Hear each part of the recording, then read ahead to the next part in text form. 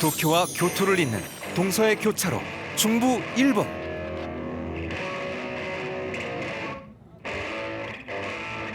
매력 넘치는 예술의 섬 사쿠시마를 탐험하고 1300년을 이어온 전통 고기 잡는 새 가마우지를 만난다.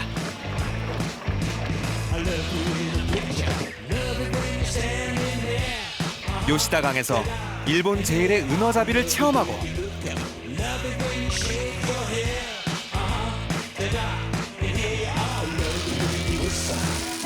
붉은 횃불을 힘차게 휘두르는 축제를 즐긴다.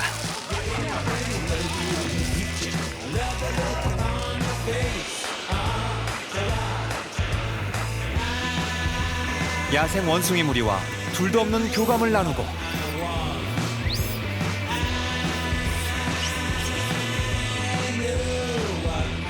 해발 3000m, 일본 알프스의 경이로움에 빠지는 곳.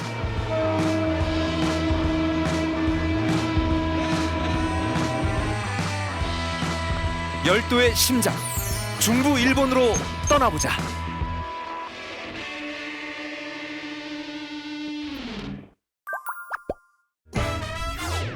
인천공항에서 비행기를 탄 나는 1시간 반을 날아 중부 일본의 관문 나고야에 도착했다. 일본 열도 한가운데 자리 잡은 9개 현을 총칭하여 중부지방이라 부르는데 나고야는 그중 가장 큰 도시다. 옛것과 새것이 공존하는 나고야 시내에 들어서면 꼭 만나게 되는 랜드마크가 있다. 도심 속에 우뚝 솟은 철탑, 미라이 타워다.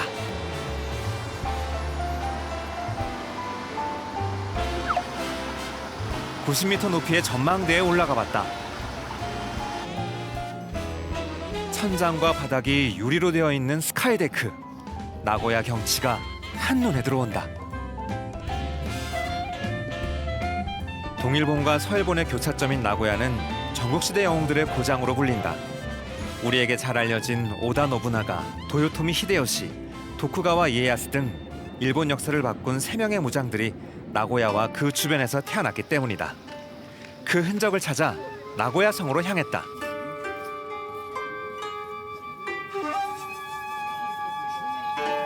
이곳은 일본 역사상 가장 혼란스러웠던 전국시대의 최종 승자 도쿠가와 이에야스의 성이다. 그는 통일 후 오사카에 남은 도요토미 세력을 견제하고 자신의 거점인 도쿄를 지키기 위해 이 성을 지었다. 천수가 꼭대기를 장식하는 황금빛 긴 샤츠는 나고야 성의 힘과 권위를 상징한다. 이곳에서 이에야스는 2차례 오사카를 공격해 도요토미의 마지막 흔적까지 파괴하고 일본 전국의 지배자로서 지위를 확고히 했다. 나고야 성은 그 후 260년간 도쿠가와 가문의 성으로 번영을 노려왔는데 접시꽃 모양의 가문 문장이 그 사실을 말해준다. 도쿠가와 이에야스의 일대기가 드라마로 만들어져 인기몰이 중인 올해 이곳을 찾는 방문객의 숫자도 덩달아 늘었단다. 私は徳川の人であるというぐらい好きです。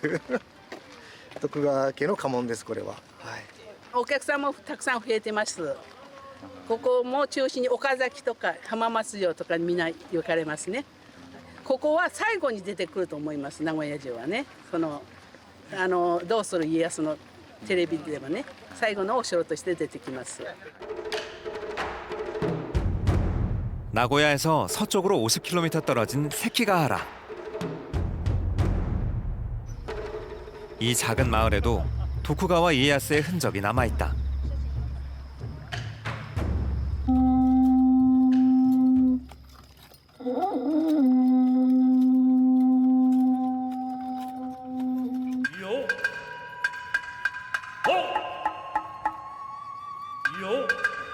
도쿠가와 가문의 접시꽃 문장이 펄럭이는 가운데 전국시대 일본군 무사복장을 차려입은 사람이 한껏 멋을 부리고 서 있다. 무슨 일일까? 今の石は誰のものなんですか。わしは石田三成と申す。この笹尾山の陣じゃな、奥に見える笹尾山の陣で布陣し、この徳川家康を率いる東軍と戦ったこの西軍を率いた武将となっておる。わしは石田三成じゃ。こちらの衣装はどういった衣装なんですか？わしは足軽の千之助といって、この武将様をお守りすべく戦っている足軽にございます。 이곳은 1600년 일본 역사의 물줄기를 바꾸었던 세키가하라 전투가 벌어졌던 바로 그 현장. 무사로 분장한 이들은 자신의 고장에서 벌어졌던 역사적 사건을 홍보하러 나온 자원봉사자들이다.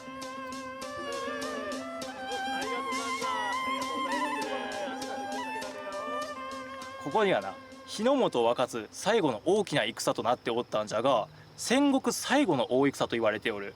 で、この日の本、日本じゃな、日本の東、西、この関ヶ原、岐阜県の関ヶ原を真ん中にし、東西に分かれて戦っておった。その数がじゃな、東の方がだいたい7万人、西の方が8万人。 세키가하라 전투는 일본 역사상 가장 큰 내전이었다. 이시다 미스나리가 이끄는 서군과 도쿠가와 이에야스가 지휘하는 동군 등 무려 15만 명의 병사가 이 들판에서 맞붙었다. 6시간 만에 전투는 동군의 압승으로 막을 내리고 전국시대의 마침표를 찍었다. 마을은 역사적 대사건을 잊지 않기 위해 당시 진지를 재현해놨다. 동쪽 언덕에는 전투의 승자 도쿠가와 이에야스의 최초 진지도 마련돼 있다. 400년 전 역사의 주역을 기억하고 기념하려는 이곳 사람들의 마음이 느껴진다.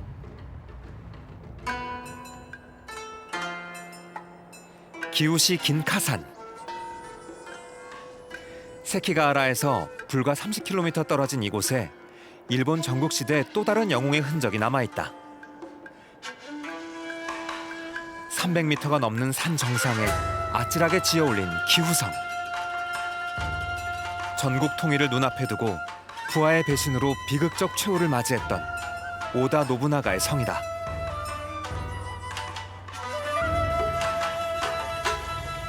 기후성은 전형적인 산성이다. 정상에서 적들의 움직임을 파악하기에 좋고 산에 오르는 적을 급습하기에도 적격이다. 나고야에서 태어난 오다 노부나가는 1567년 이 성을 차지한 후 기우성으로 이름을 바꾸고 일본 통일의 꿈을 키웠다. 천수각에 오르자 450년 전 오다 노부나가가 내려다본 대자연의 품속으로 여행을 떠나면 크고 작은 계곡이 만든 시원한 절경과 바람이 가슴을 뻥 뚫리게 한다.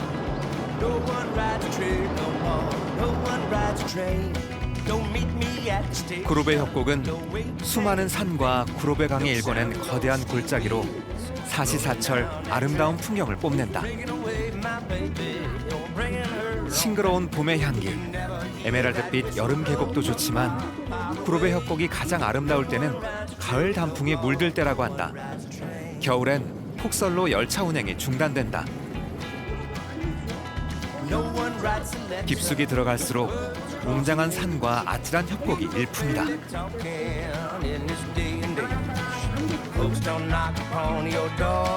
옛날 원숭이들이 뛰어놀았다 해서 이름 붙여진 사루토비 협곡.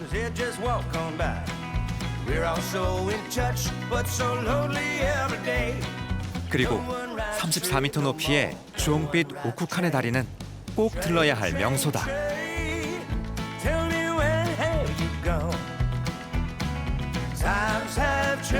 직접 걸으며 구로베 협곡의 대자연을 만끽하기에 이만한 곳이 없다. 私は富山、妻と富山から来てて、彼女はフランスから私の元に遊びに。素晴らしいですよね、やっぱり。いや、そのトロッコ電車に乗って、フランスもそういうみたいな電車あるんですけど、やっぱり綺麗だなって思います。日本一深い谷黒部川、その玄関口ですね。だからそこで秘境気分を味わって少し味わっていただくというような場所になります。 다음 날 일본에서 가장 깊다는 구로베 협곡을 또 다른 방법으로 탐험해 보기로 했다. 바로 다테야마 구로베 알펜 루트. 일본 알프스로 불리는 3,000m 고봉 다테야마의 동서를 가로지르는 산악 관광 루트로 10월을 전후해 최고의 가을 절경을 만날 수 있는 곳이다. 알펜 루트의 심장부로 가는 첫 관문은 케이블카에 몸을 싣는 것으로 시작된다. 평균 기울기 24도의 경사를 단숨에 오르는 케이블카. 7분 만에 해발 980m 높이에 이르면 다테야마 고원 버스가 기다린다.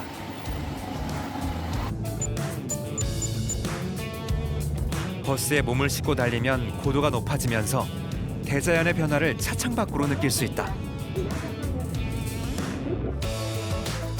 50분 후 도착한 곳은 해발 2,450m 무로도 고원. 다테야마 알펜루트 여정에서 갈 수 있는 가장 높은 지점이다. 한라산보다 높고 백두산보다 낮은 이곳. 9월 중순에 이미 가을색이 완연하다. このなんか現実離れに地上のことを忘れられる景色ですかね。平野部と比べてだいたい15度気温が違いますので、立山駅が、例えば30度の場合は室堂はだいたい15度の目安になります。 뚝 떨어진 기온을 실감하며 패딩을 걸쳐 입고 고원 탐방에 나섰다. 구름을 머리에 이고 있는 무로도는 신비롭다. 이곳은 다양한 트레킹 코스가 있어 등산을 좋아하는 사람이라면 누구나 꼭 한번 방문하고 싶어하는 곳. 그러나 고지대의 날씨는 변화무쌍하다. 안개인지 구름인지 분간이 어려운 가운데 바람이 불더니 급기야 비가 내리기 시작했다. 대자연을 온몸으로 느끼는 알펜 루트. 방한과 방수 장비는 필수였다. 立山縦走したいなって思ってここに来て、でも天気悪かったので小山に行って帰ってきました。 무로도 고원을 뒤로하고 또 다른 버스에 올랐다. 겉모습은 버스지만 지붕에서 전기를 받아 움직이는 터널 전차다. 터널은 3,000m 고봉 다테야마 바로 아래를 관통한다.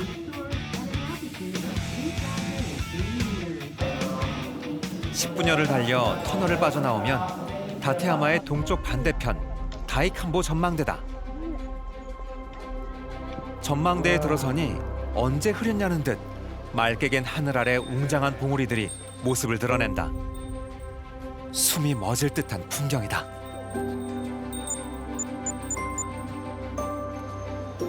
이제 알펜루트의 하이라이트, 공중 로프웨이를 탈 차례.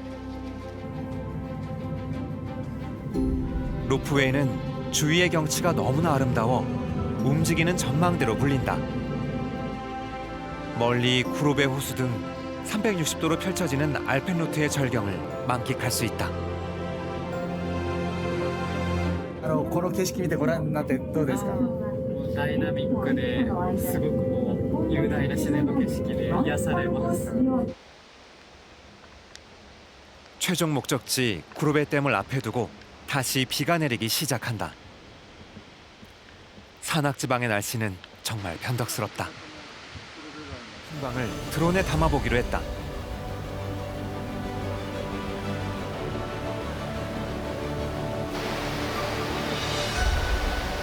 하늘에서 보는 폭포는 더 장관이다.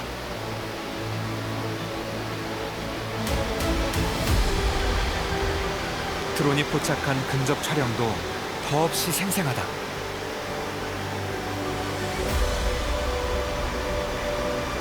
높은 산, 깊은 계곡, 대자연의 숨결을 만끽하는 중부 일본 여행을 여기서 마무리한다.